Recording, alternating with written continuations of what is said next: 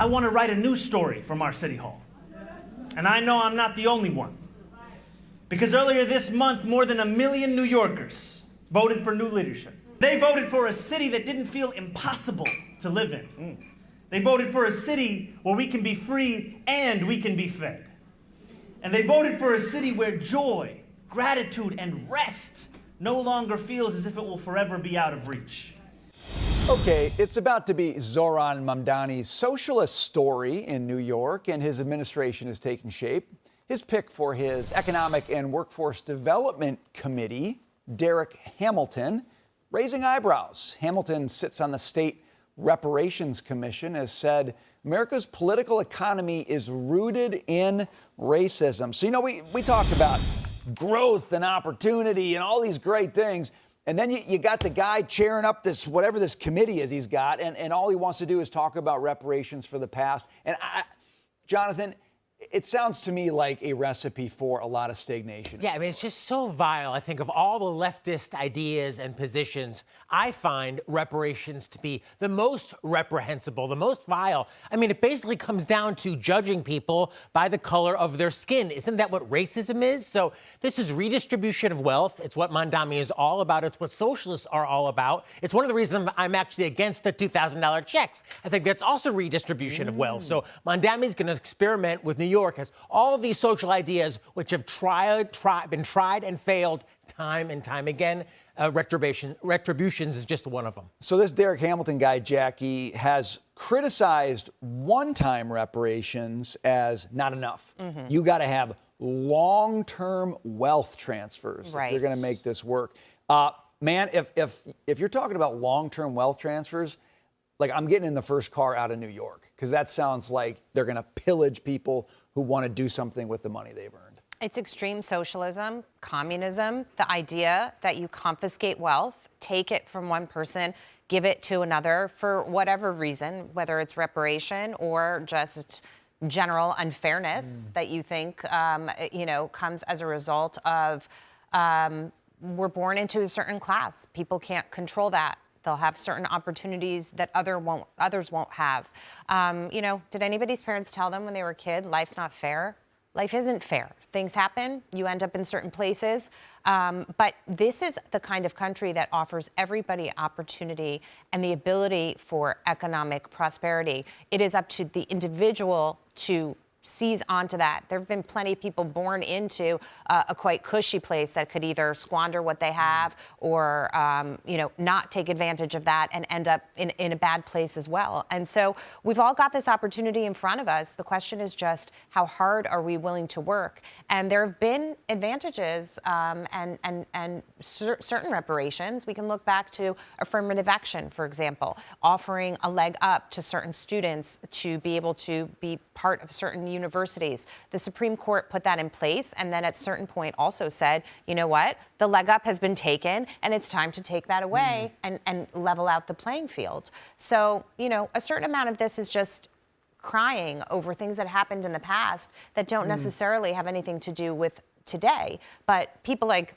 Derek Hamilton and Zoran Mamdani are using those things as excuses to say, I'm taking what's yours so I can give it to somebody else. That's a problem. I don't think it's very empowering. If you think somebody owes you something, that's not the most empowering point of view, spending life thinking you're owed. But this guy, Madison, likes the baby bonds. And I feel that's kind of similar to like the thing we got going now with the Trump bonds. Yeah, the Trump checks you give to kids when they're born.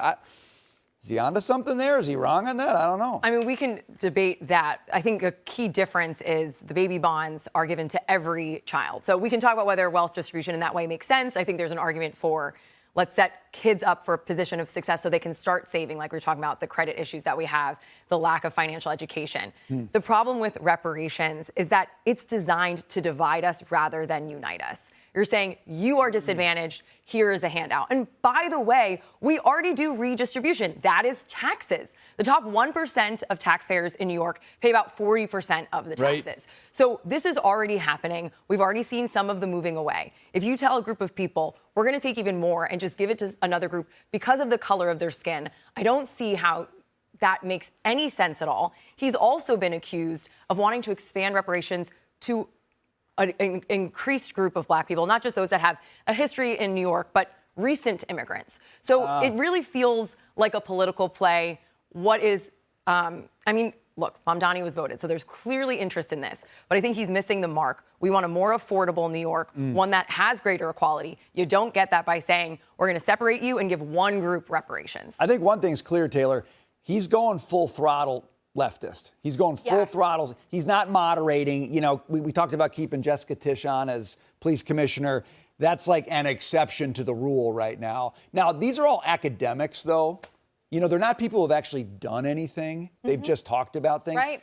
Maybe that means they won't be able to get any of this done. I think so. And I think history shows us that, you know, under capitalism, it's the chance for us to all get wealthier. And under socialism, it's just the chance for us to all get poorer together. And I think that people really understood, especially during Trump 1.0, one analysis shows that real wages under Trump pre-pandemic, wage growth overall for Black Americans, over 4%, right? So when you think about capitalism as the best way to have an opportunity to climb that socioeconomic ladder, that's the choice. It's not socialism. So I think, and I've talked about this during the second election under Trump 2.0, when I went to my old neighborhood, predominantly Black, low-income Americans who were all standing outside rooting for Trump and said, I hope that you all voted for Trump, because they understood that under Trump 1.0, they did better. And there were opportunities for safety in the neighborhood and to grow and to move up that socioeconomic ladder. So I'm hopeful that despite maybe some of what we think of as like brainwashing on the left, that most Americans are actually I firmly believe that Americans do not want a handout.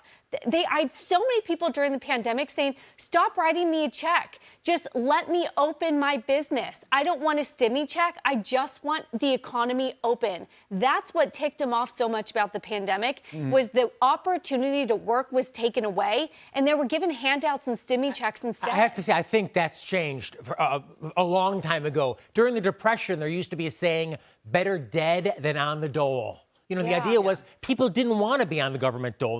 They felt a sense of pride of providing for themselves. Jackie, exactly that individualism, and Brian, the creativity and the innovation they are talking about. But Taylor, I think today's young people especially are very happy to get a check from the government, and they're told, you're a certain skin color, so you deserve it. I mean, as I said, isn't that the racism that, at least when I grew up, we fought against? We talked about seeing people by the content of their character, not the color of their skin. Mamdani has exactly the wrong idea. I do think there is a divide, and we talk about divides in America. There's a divide between places in America where hard work is elevated as the thing that gets you ahead. And there are places in America where leftist ideology has taken root, and the idea is there is find your grievance and then cash in on it. And my concern is New York's going to become the cash in on your grievance place, and it's going to ruin the city. People will leave and they'll thrive, but this city will not under his leadership. But we'll see if he gets it done.